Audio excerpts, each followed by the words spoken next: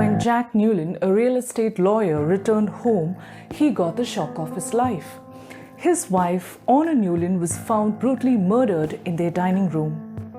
But it took only a few seconds for him to realize what might have transpired before he arrived at the scene, and he wanted to protect the person he thinks killed his wife. Strange, right? Without losing much time, he hatched a plan and fabricated evidence so that it would incriminate him for the murder he had not committed. Not only that, he found an inexperienced lawyer, Mary D'Annunzio from Rosato & Associates, a Philadelphia firm, to represent him. Now let's ask the pertinent questions. Why was Jack adamant on hiding the truth? Who was he trying to protect? Was it worth all the trouble? Let's delve further.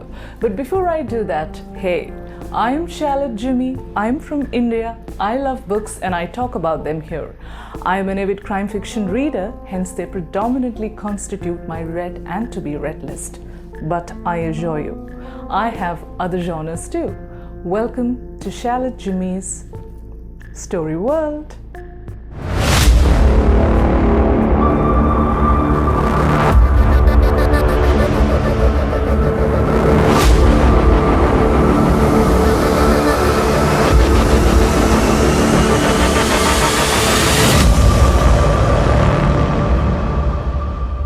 But Mary D'Annunzio, the lawyer he hired, was not what he thought. She might not have had experience in defending someone who was indicted of murder, but she was certainly a brilliant lawyer in the making. That's what I felt. To talk a little bit about Mary, she was of Italian descent and was a widow. And for some strange reasons, she was attracted to Jack the moment she laid her eyes on him, and he could also feel that. Besides, Mary was quick to realize that Jack was not the killer. So she started investigating the crime. The more she tried, the more Jack guarded the truth like a hawk. So let's ask some questions again. First one, will Jack be successful in guarding the truth? Second question, was someone hiding comfortably behind the plan hatched by Jack? That's for you to find out. Coming back to the story, there is one more person whose thoughts resembled Mary D'Annunzio, the lawyer. It was none other than the police officer Binkley, who was investigating the crime. He too felt that Jack was not the murderer because the evidence were so clean and it seemed as if they were put on the crime scene to grab the immediate attention of the investigating officers. But Mary and Binkley found a stiff opposition in Davis Dwight, the DA, the district attorney, who was sure and certain that Jack was the murderer and he would plead guilty to escape the death row. Besides, Davis also thought that since Jack was filthy rich, he would leave no stones unturned to escape the capital punishment. So it's time we ask the last set of questions. Out of the three, Mary, Binkley, and Davis, who would unravel the truth and who would unmask the real murderer if there is one?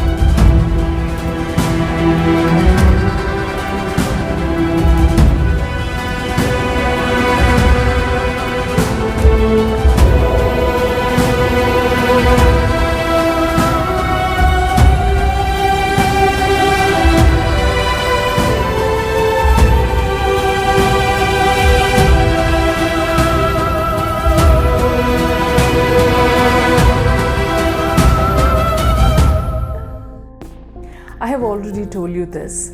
I mostly review those books which I love, and this is no exception. I was looking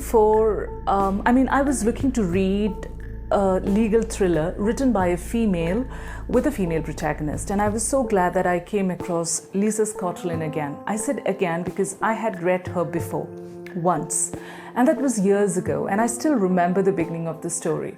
It goes like this. Grace Rosie, a divorcee and a single mother, accepts a part-time job with a federal appeals court as an assistant to a very sexy-looking chief judge, Armand Gregorian. And the story picks up momentum when Armand was found dead.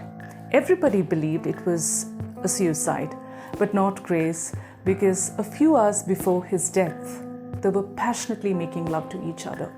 And her hunch got confirmed when she received a note post his death, professing his love for her.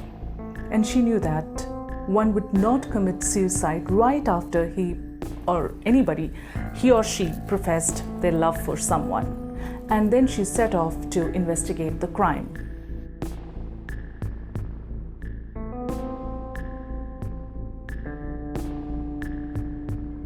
Did I mention the book?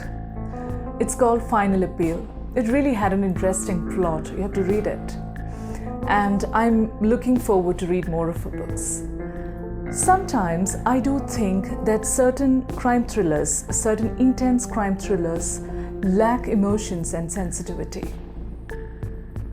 Though it could induce certain sort of thrill in the reader, it touches them superficially. So I believe a little bit of emotions are not going to do any sort of harm in a crime thriller. And Lisa Scottoline's books are a perfect example of a crime thriller with characters displaying certain set of emotions and sensitivity. And such books could paint a different picture.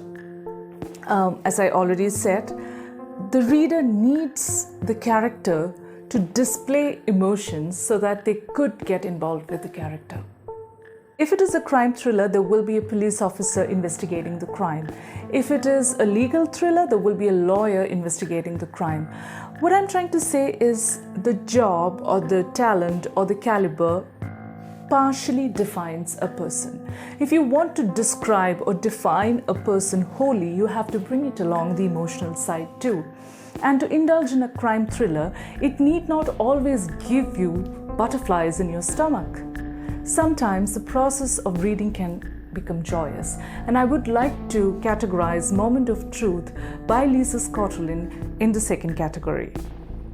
A best-selling author and a winner of Edgar Award for Excellence in Suspense Fiction, she has rightfully earned the title the Queen of Legal Thriller. She was a former trial lawyer. Bookbrowse.com says, critics have celebrated her storytelling style, noting that she skillfully depicts personal quirks that gives her character dimension. People magazine have called her the female Grisham, and San Francisco Examiner says Grisham is fun, but Lisa Scottoline is more creative. So, if you have not read any legal thriller before, here is your chance. Go for it. And if you love my review, show some love by sharing, subscribing, liking, and commenting. God bless.